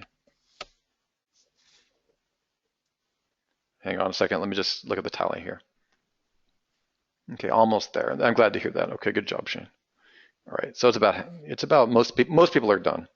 All right, let's step out of the way, Matt, and we'll see what else you have here. Cool. So the next thing I wanted to show you guys in the course, there's an extra video section here, keywords from Kraken. Okay, sorry, TLKT, and this shows you how to use TLKT. It's quite cool, but this is where we come from the bottom up. So if we wanted to have hair salon Port Elizabeth, we'll go to TLKT, we'll drill into that, and TLKT will bring us back all the keywords, and there's some nice custom filters in there. There's Jermaine's domain finder keyword filter in there that answers the question from you guys earlier. You just basically put your keyword in, you add it, it drills it, you go apply filter, you'll see in the video below how it works. You choose the one that's got Jeremy's domain, boom, and it comes back with the suggestions. There's about 10 or 15 different pre-made filters ready for you guys to use, so it's not really difficult. But it'll give you a nice cluster of keywords. You get all the low-hanging fruit, you find little odd niches. Those words are great for your writers, and also you can extract value out of those keywords as well. Okay, so the local specific keywords, we go into a little bit into local over here on this page here. We've explained some things to you guys about local considerations, a few videos. There's a little filter. Yeah, that explains it all there for you guys. And then lastly, it's just a homework for this week. So, sorry, I'm busy with my flash crash today. That's what probably gave me the blue screen earlier on. So for this week, to do the done for you, what we need is your primary keyword, 3 or 4 related keywords, no more than 4. I don't want 15 keywords, guys. I don't have to phone you back and say, sorry, you must pick 3 or 4. You can only give me 1 primary keyword and no more, maximum 4 supporting themes. That will give you back, once you finish the job, anywhere between 15, depending on the size of your product. If it's a small niche product, you won't get back lots of themes. It's because we're essentially sitting way too low. We're drilling here at the edges. Krakens won't bring back much. It's not going to get us a lot of keywords. We get a few ideas. So if you're doing a local type of thing, I showed you in Kraken, and it brings us small results. TLKT is better for local. Okay. Do you guys get that? So this week, once you've done that, give me those keywords. We're going to drill them out, go through the help desk. Your accounts will get set up. And then if you get stuck, just ping me on Skype if you're not sure, and we can have it. But refer back to what acre you're selling. I don't know what you're selling, so if you're not giving me what acre you're selling a document, I can't help you. Okay, guys. I think that's about it, Russ. I can't think of anything else. Okay, to cover on Kraken. Okay, no, that's good. Does everybody have a general idea? Just cover a little bit about what we're going to go over next week.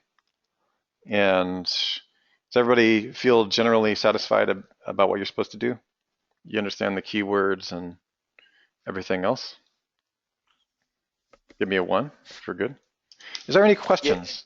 Is there any questions that you Um, guys have that you can ask? We're here. That's what we're here for. Any clarification about this process, where you're going, where you've been? Any trepidation, any concerns, any excitements? Now's the time. Okay, everybody seems to pretty spot on. You guys are way too smart. Can you please be less smart so we'll have more questions? What are the 101 meetings? What are the 101 meetings? What do you mean, Russell?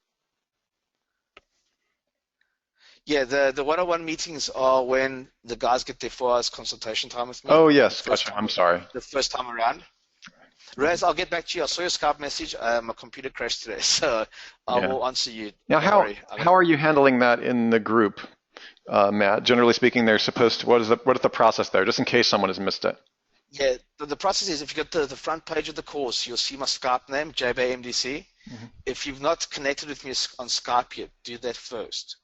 Then what you do next, then usually what we do with the consultations is I like to do them after week 2, week 3, because you've gone through the ISDNA. I do week 3 chat, and then this week I like to chat to you guys because now you've seen Kraken. You've understood what Russell taught you about how to look at the market, how to identify the pain, and how to position yourself as a solution. Then we can look at what you're doing more effectively. Mm-hmm. If you already got your keywords and you want to move ahead, that's fine. You can send them through, but you can still have the chat. I like to have them on week 3. I like to have them on week 5. I like to have them on week 7, and then I like to have them at the end after week 8. Exactly. And each call's an hour long, just so everybody gets a turn.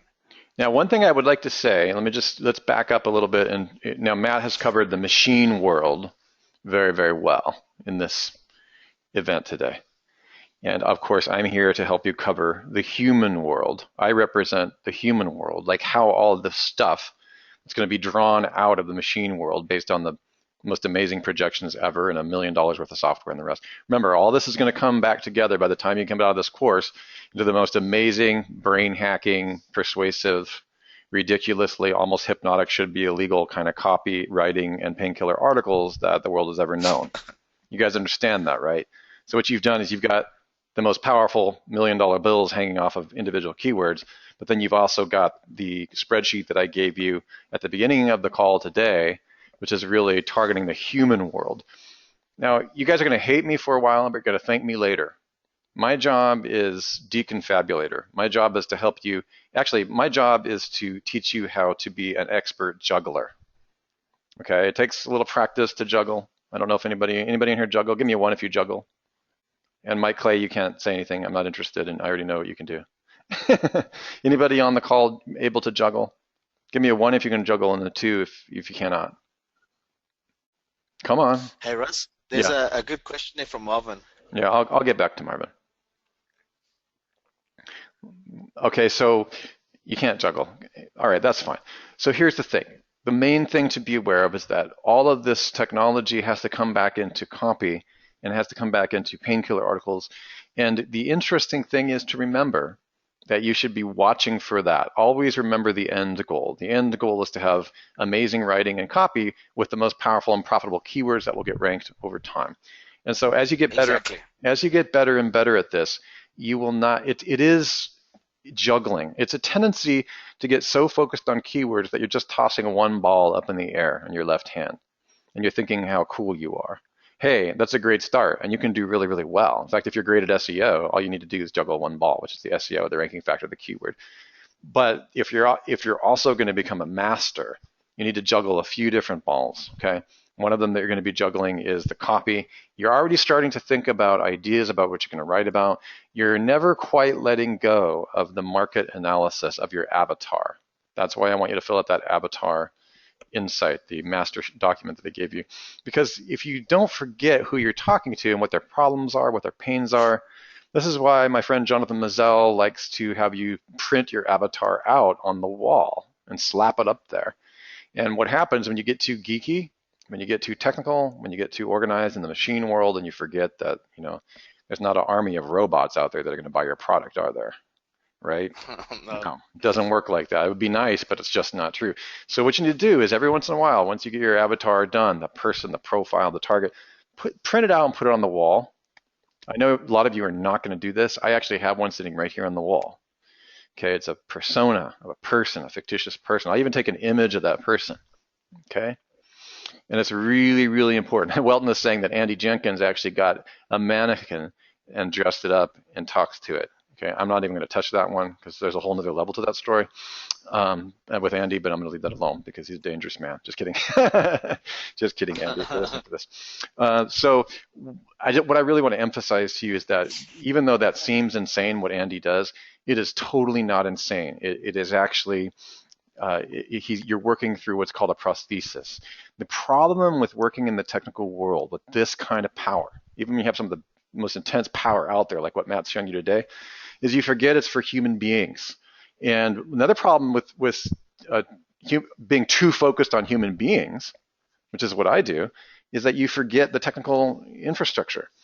So my job is the juggling teacher, all right, and Matt's job as well. We're here, and Sue, we're here to juggle the machine world with the human world and not forget your avatar, but extract all the technical words and verbiage and semantic overlays for that human world so that it comes back together in not only the most technically accurate and ranking-based topics and keywords and configurations, but also the most persuasive, compelling brain hacks that are also going to be evident.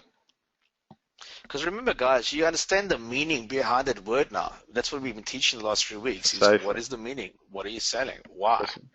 Why are you doing it? What you just said now spoke exactly to Marvin's question. He basically said, yes, sometimes Kraken recommends as important keywords ends up as showing not as having sufficient value. Yeah, remember? In DWS. Does DWS trump? It's not about the tools trumping. Remember, guys, the tools are designed to give you the context of the language people use. Yeah, let me get you a better picture. I know that what you would love DWS to do is it does the best that we can with it. I know that what you would love it to do is have a hand reach out of the screen, grab you by the hair, and say, this is the word that you need to use to write compelling copy to convert to a sale. I know that's what all of you want that to do. The best that we can do, because there's no possible way for us to know what you're selling. That's what Matt has done. The best that we can possibly do is help you extract the keywords around the questions and then your avatar pains and solutions. The best that we can do is tell you if there are $100 bills pinned to them, or $50 bills pinned to them, or $2 bills pinned to them. But here's the thing.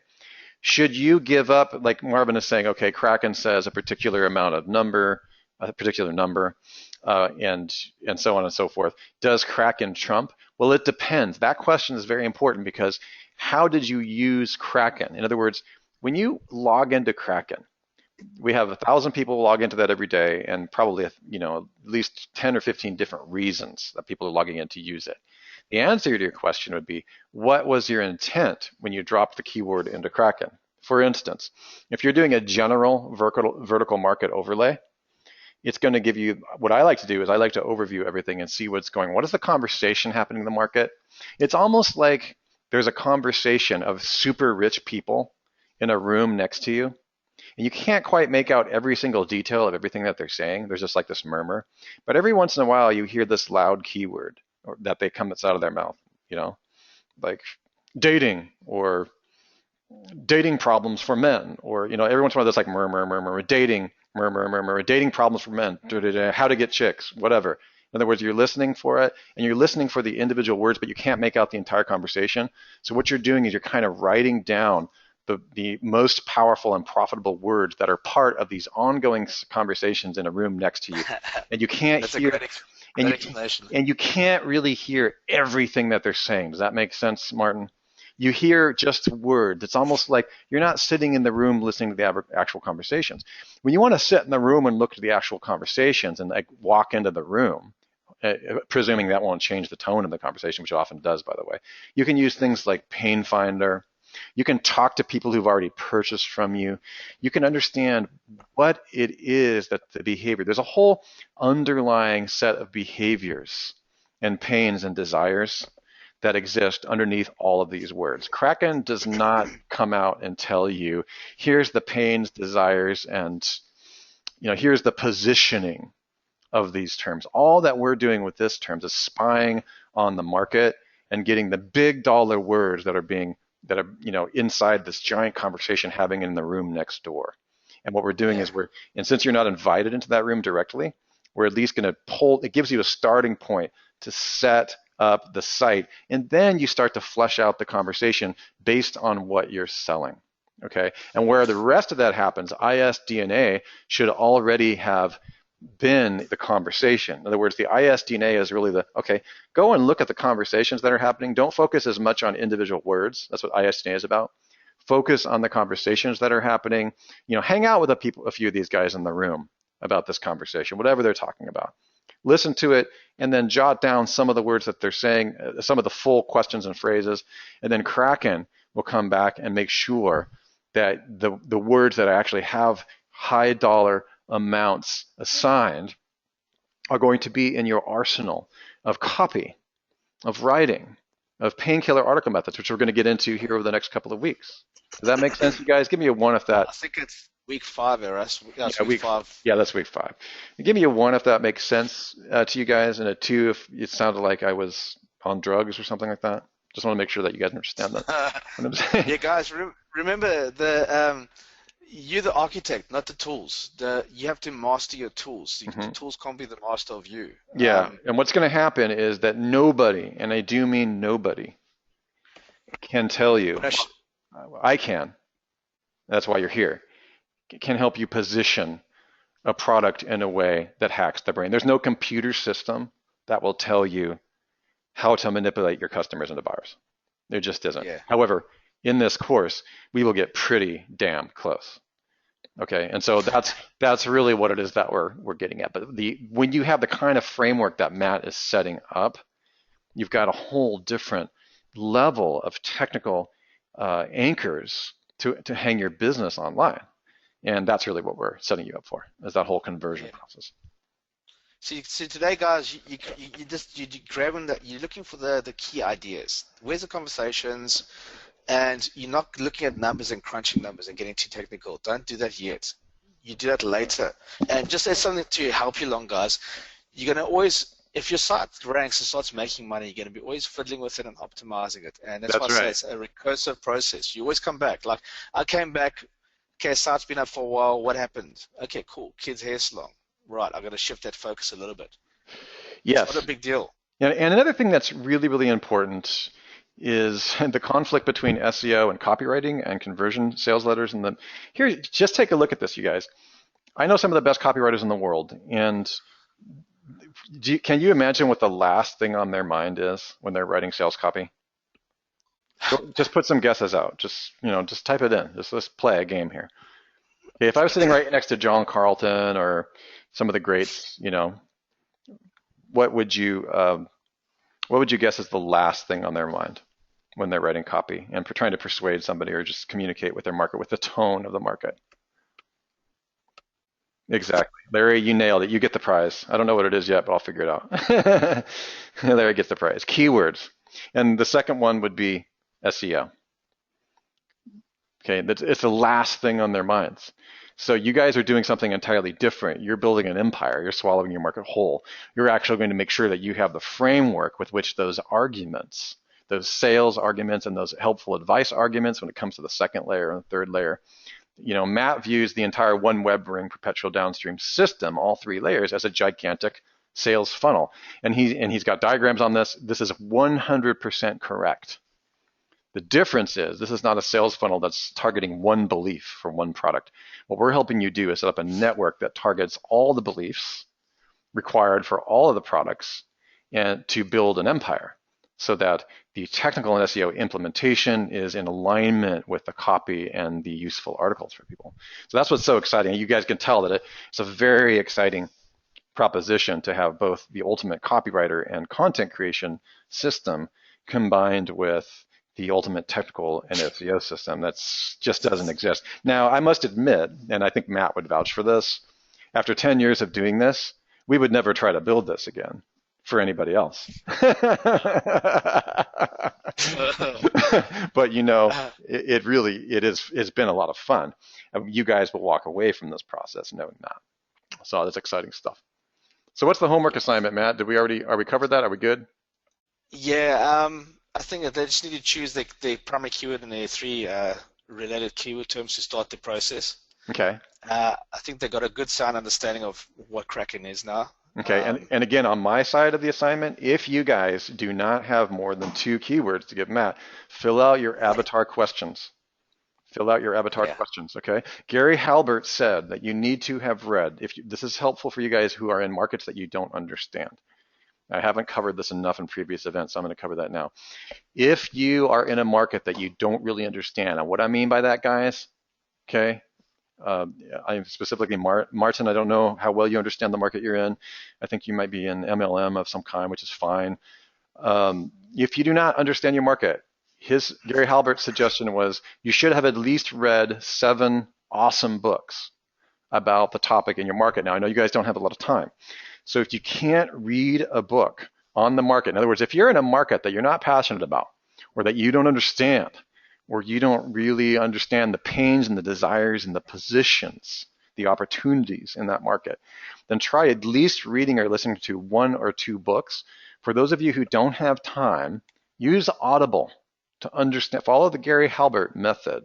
Both Kevin and Nosh, his sons still today are adamant about the fact that their copy and their writing, when it comes to the point where you're going to write painkiller articles, you might want to try reading or listening to at least 1 book about your market. Even if you're going to be an affiliate, I've had campaigns where I did affiliate writing and content and SEO ranking for a topic that I just didn't understand. It just somebody told me it was a good idea or some tool. And as soon as I just studied a little bit, just to read a little bit about that market, I felt like I understood more about the common tone of what was going on in that market. And then it made my writing, even if I had the perfect keywords that Matt gave me from Kraken or from TLKT, and I ranked perfectly, the copy wouldn't necessarily sell as much if I was speaking in a tone that I didn't understand. That's because I didn't understand the market, right?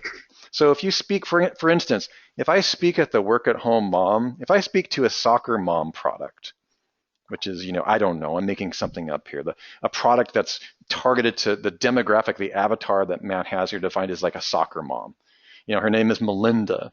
She takes her kid to soccer from 3 to 7 each night. She's got 2 teenage daughters. She works half time. Her husband works full time.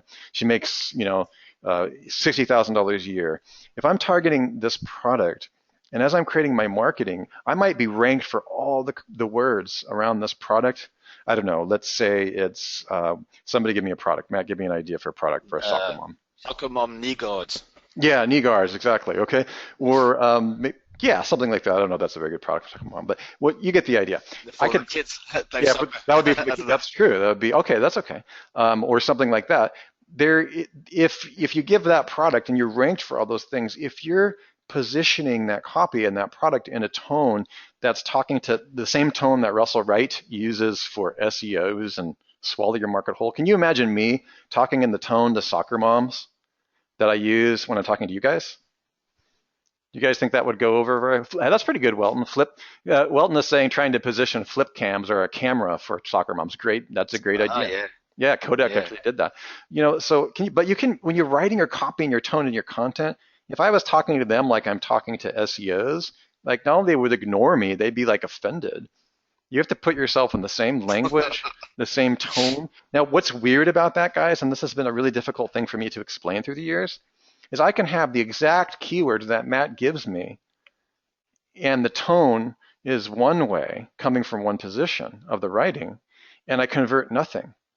But I can take the other same keyword, and as soon as I understand the tone of the market, it might be listening to one book or something about, I don't know, or just looking at the other websites, or understanding what a soccer mom goes through, or looking at how female writers talk to other moms and I might even go to their Facebook pages and see how the verbiage and the slang that they use. So a lot of these nuances are something that really tone is probably the main thing that no machine can ever give you.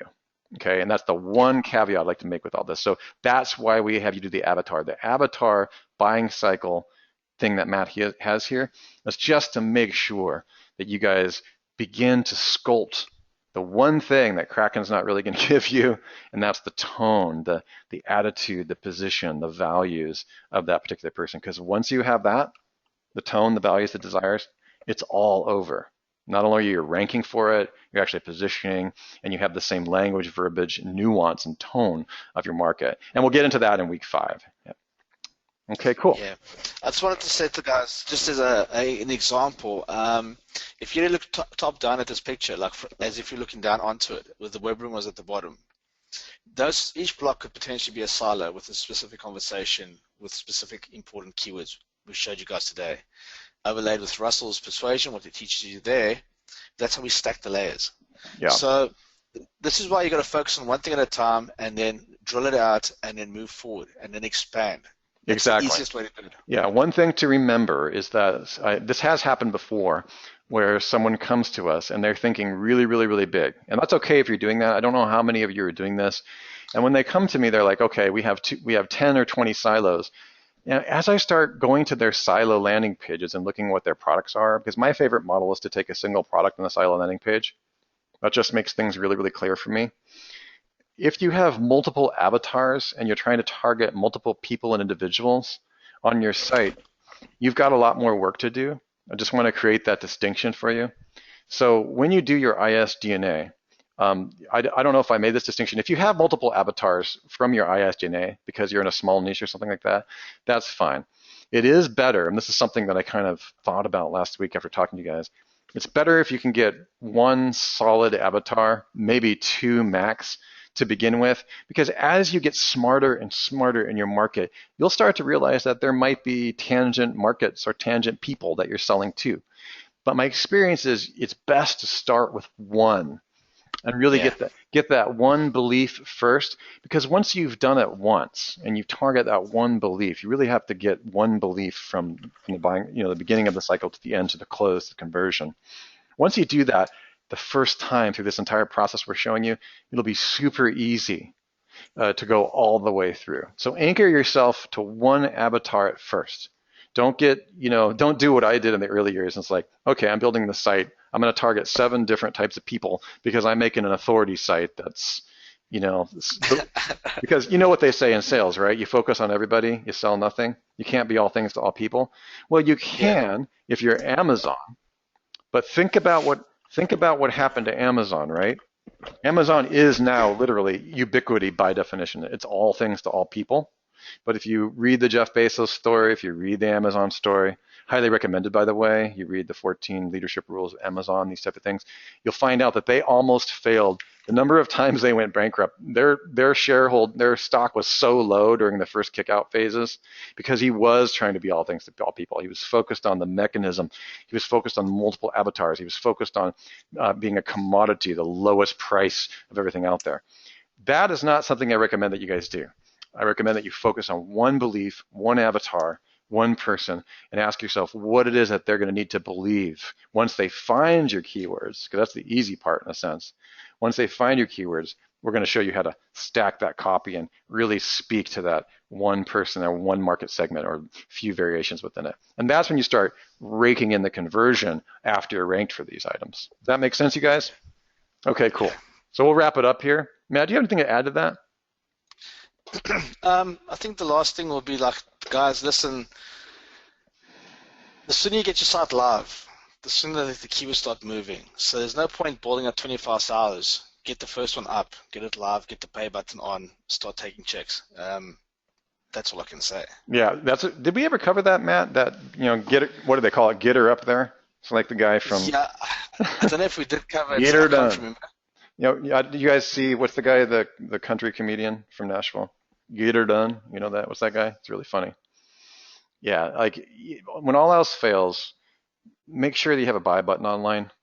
I understand there's the idea of the product launch formula. I understand there's the idea of like, okay, don't launch half-baked. So if you're in a launch model or you're a startup or something like that, you can ignore me more or less.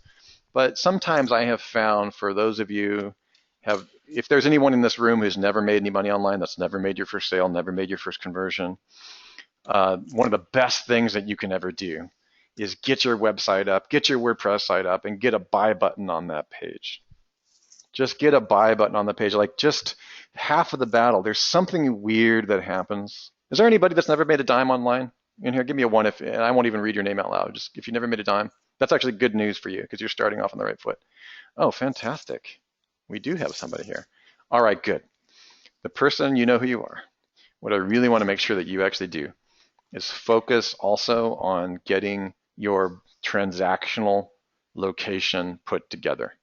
Even if it's in a sub page on the site, the process, there's something weird that happens, okay? Once you have access to taking money online, I know it doesn't seem like a big idea to those of you who are really experienced, but it is a big idea for someone who's never done it before. It's a big deal. Make sure that your PayPal, any kind of shopping transaction, make sure that you have a way so that when you go to sleep at night, you know that you have up on the internet a buy button that somebody could click. I don't care if there's no copy. I don't care if there's no keyword. I don't even care if there's a way that you haven't even followed Matt's instructions and you don't have your keywords back. I don't even care if the URL is mywebsite.com. Russell said to put up a buy button.htm. I don't care. Okay? Just get her up there. And what happens? It's important. It's called the unconscious mind. It's important because what happens is it's actually an anchor. In the neurosciences and in the self-hypnosis, it's called anchoring. What that does, it opens up your mind and allows you the sense of things, that it is possible for you. It opens up the possibilities because the possibilities are real. And I tell this story often.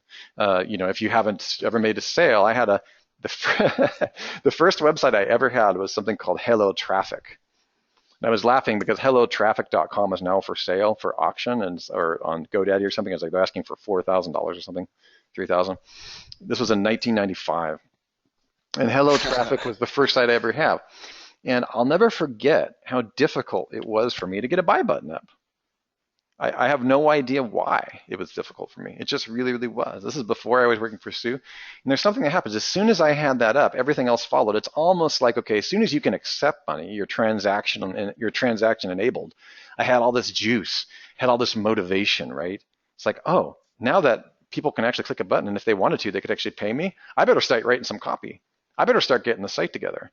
I better start looking at the site structure. Yeah.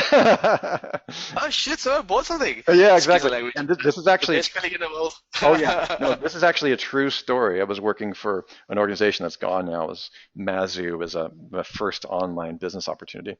And as soon as I did that, I'll never forget it. We were on a call or something like that. The first sale that I made was not even from the internet. It wasn't from internet traffic. It was somebody I had told about the site to at lunch or something like this in Wisconsin. And I wrote it down. And I kept trying to figure out where the sale was coming from. And the sale actually came from later on. I heard because I met my friend for lunch like 3 weeks later. And I had ended up selling him personally in person and didn't know where the sale came from. And I thought, oh, great, somebody came to my website. My point is, and of course, later I made lots of sales online. But here's the thing, is that first sale ever online is one you never forget. And it didn't even come from somebody off of the search engines. It came because I had a website up and I had a buy button. So that anchoring effect, and you know who I'm talking to in this room, go ahead and get it up there and just get that process done. Get your PayPal, get the way to receive money, and it'll give you a lot more juice for all the stuff that Matt and I are showing you, okay? Excellent. All right, you guys, really, really good stuff today. We went a little extra, but we have a lot of great stuff to show you. Get all these homework assignments done. You guys know how to contact Matt and get us the keywords. We look forward to seeing you next week on Thursday, same time, and we will get into the next phase of your certification level 1. Please do feel free to talk to your friends about this training course. That's how we spread, and we don't do a huge amount of marketing. Any testimonials you guys want to give us or any helpful, positive things is all greatly helpful because we don't spend a lot of time doing that, so we appreciate anything. Also, if you want something clarified, if you feel like there's something wanting, if you feel like something could have been more clear or specific, do not hesitate to tell Matt or myself privately so that we can remedy it. There might be something that's not 100% clear, and we're always growing, and that's how this course is going to become one of the best online marketing, SEO, and conversion training systems in the world. Thank you so much. This has been Matt Cruz, Russell Wright. We look forward to seeing you on the inside. Good night, everyone.